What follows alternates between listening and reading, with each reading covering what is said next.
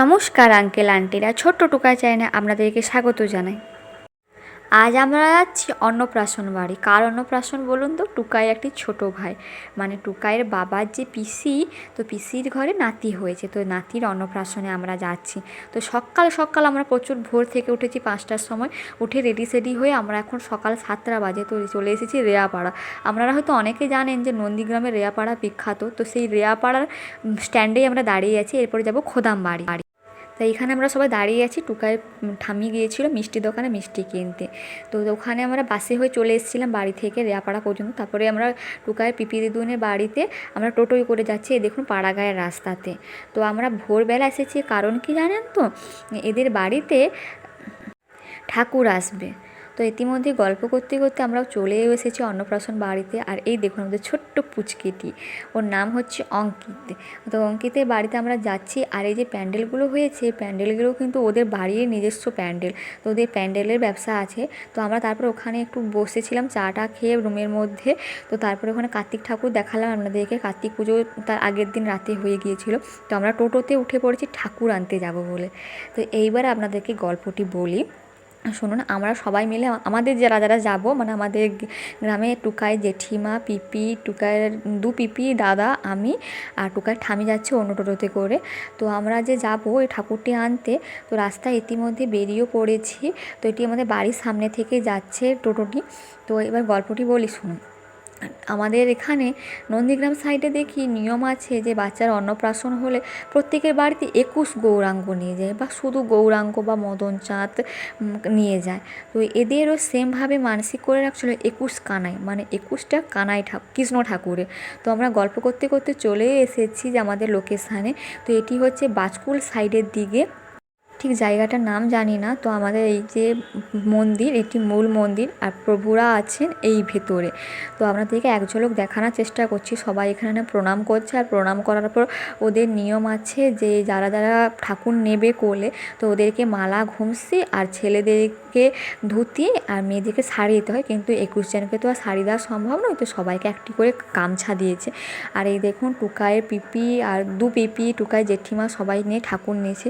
ভগবানের বলতে নেই, ঠাকুরটি না আমরা ভেবেছিলাম একটু ছোটো সাইজের হবে, কিন্তু পুরো মানে একটি মানে বাচ্চা শিশুর মতনই অতটাই সাইজের, আর প্রচণ্ড ভারী ঠাকুরটা।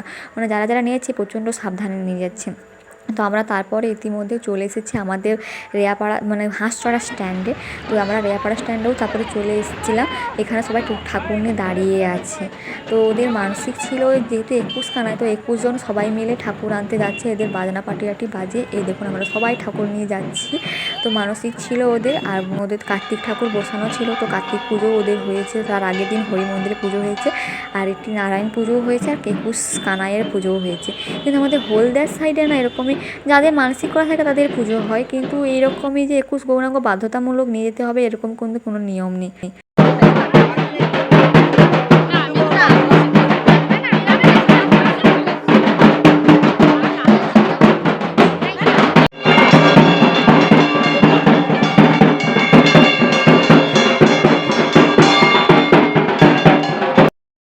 আপনাদেরকে তো অত সময় দেখানোই হয়নি যার অন্নপ্রাশন। এই দেখুন সেই পুচকিটি এখন ঘুমিয়ে সেই বিভোর অন্নপ্রাশনের ড্রেস পরে রেডি হয়ে গিয়েছে, দেখেছেন পুচকুটোকে? আর এই দেখুন ওদের যে রাতে কার্তিক পুজোয় ছিল, এটি সেই কার্তিক ঠাকুরটি।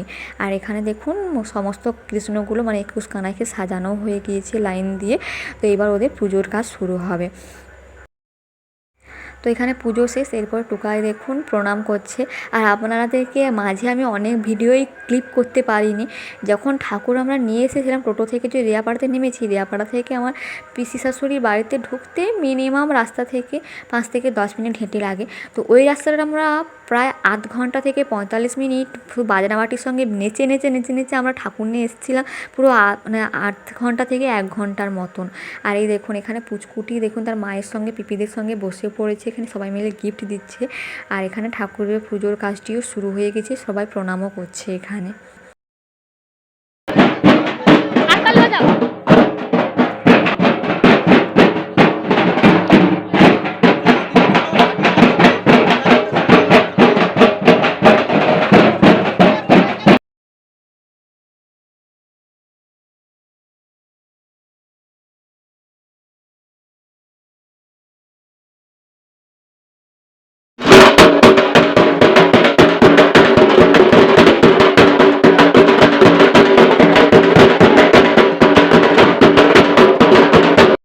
ঠাকুর নিয়ে আস্তে আস্তে প্রায় 11টা বেজে গেছিলো। তারপর আমরা ঘুগনি মুড়ি খেয়ে তারপরে আমরা দুপুর 2টোর সময় টুকাইকে খাওয়াতে বসেছি এখানে, মানে প্রসাদ খাওয়াতে। তো প্রসাদে কী কী হয়েছে আমি সেটি নিচে লিখে দেবো, আপনারা দেখতে পাবেন। তো খাওয়া দাওয়ার পরে আমরা একটু বসেছিলাম এখানে যাদের পুত্র সন্তান, তো তাদের মা বাবা মানে আমার ভাসুর আর বৌমা তারা পুজোতে বসেছে।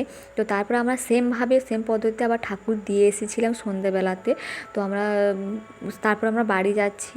তো ভিডিওটি এখানে শেষ করছি, দেখা হচ্ছে পরবর্তী কোনো ভিডিওতে, বাই।